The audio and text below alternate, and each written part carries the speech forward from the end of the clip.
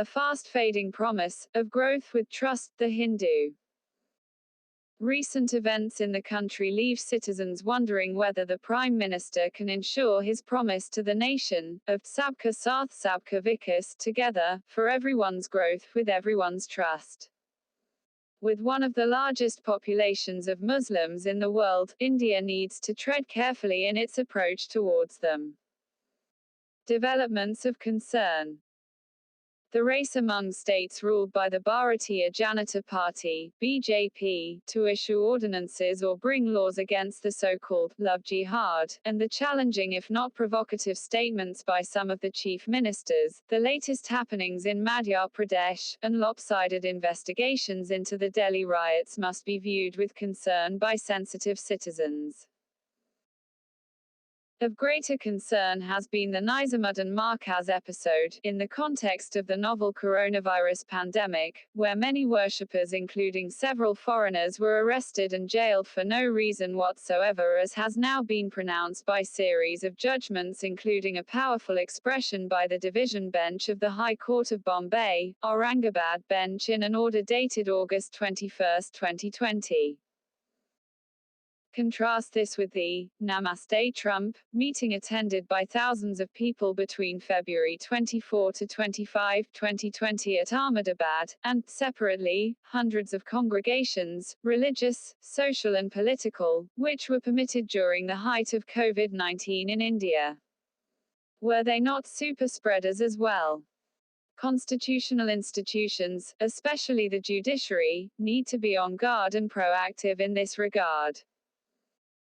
Clearly, the BJP, the dominant ruling party at the center and in the majority of states in India, is paying no heed whatsoever to the warnings given by India's greatest leaders during the Constituent Assembly debates. Past advice still relevant.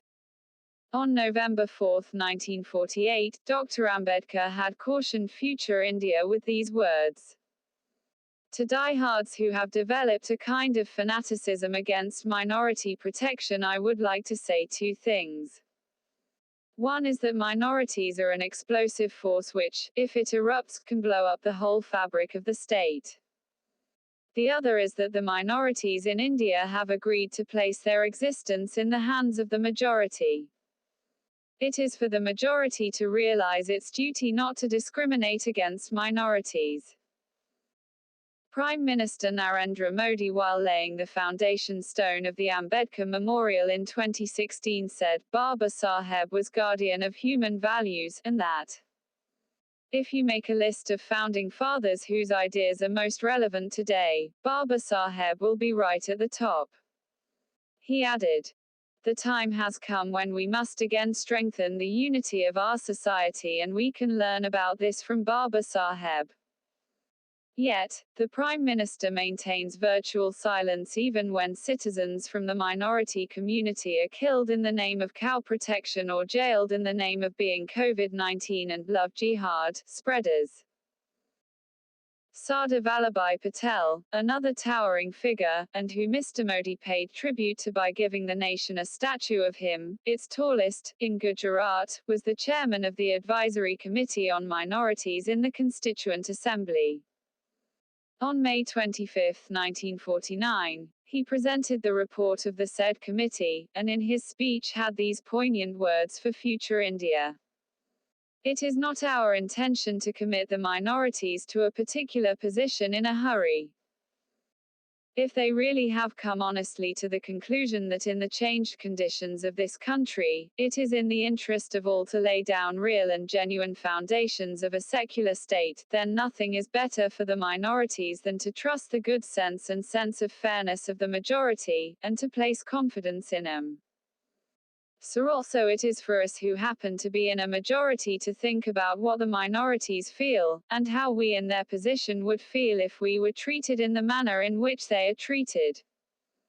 But in the long run, it would be in the interest of all to forget that there is anything like majority or minority in this country, and that in India there is only one community. Yet, Mr. Modi, as the undisputed leader of the BJP, does little to follow the sound advice of the Iron Man of India and reassure the minority community. Even Dr. Syama Prasad Mukherjee on December 17, 1946 declared, "We shall go ahead with our work in spite of all difficulties and obstacles and help to create that great India, united and strong, which will be the motherland of not this community or that, not this class or that, but of every person, man, woman and child, inhabiting this great land, irrespective of race, caste, creed or community, where everyone will have an equal opportunity, an equal freedom, an equal status so that he or she could develop himself or herself to the best of his or her talents and serve faithfully and fearlessly this beloved common motherland of ours."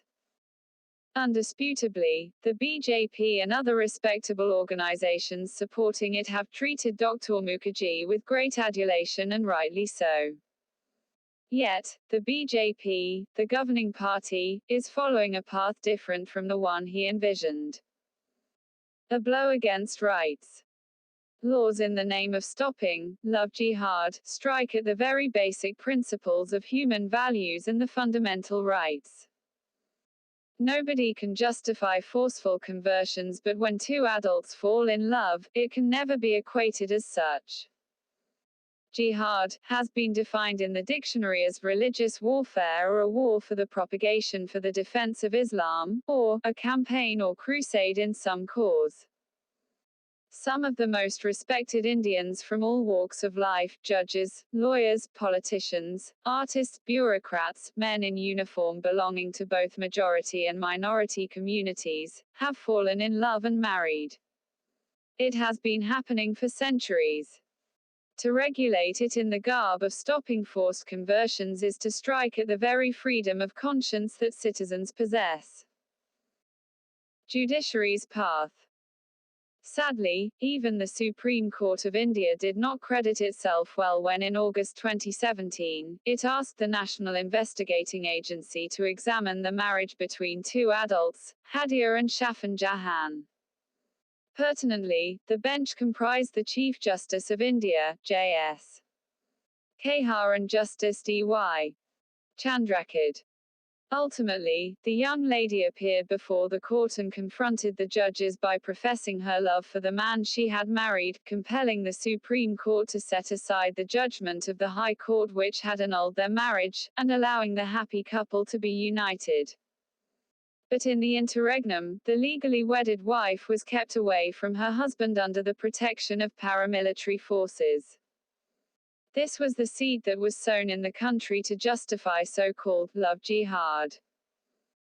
Political footprints were made and many who were associated with the case were conferred benefits by the BJP government. Sadly, some of us lawyers, who appeared for the hapless husband, were targeted by the government by instituting an inquiry through the Ministry of Home Affairs and the Income Tax Department. The Supreme Court has decided to examine the validity of the laws on love jihad, but declined to protect citizens being arrested and jailed under them. The laws on love jihad are draconian.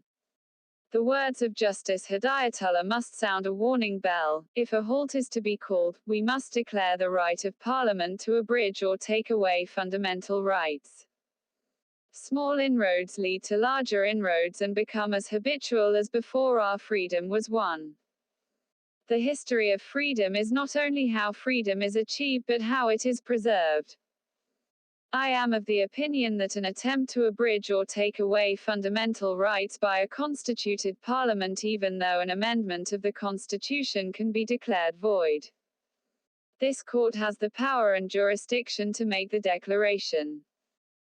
Let us hope the court does not put this case also in cold storage as it has done with many cases which the executive may not want to be heard. Since 2014, the executive has had an almost total approval by the court of all its executive actions, the latest being the Central Vista case. One can only wonder, does the government ever falter? The Supreme Court, which showed great alacrity in staying the implementation of the farm laws, ostensibly to save the lives of innocent people, failed to stay the implementation of the Citizenship Amendment Act, resulting in avoidable violence that caused the deaths of many innocent citizens and damage to properties worth crores. Many people are languishing in jails following violence. What should a citizen make out of this selective administration of justice by the highest court of the country?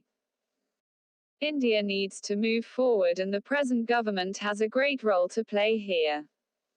It does not need such distractions, even for political mileage. The ruling party is firmly in the saddle and can continue its popularity with development and progress. Let us hope and trust that we can together reaffirm, Sabka Saath Sabka Vikas. Dushyant Dave is a senior advocate at the Supreme Court of India and currently the president of the Supreme Court Bar Association. The views expressed are personal.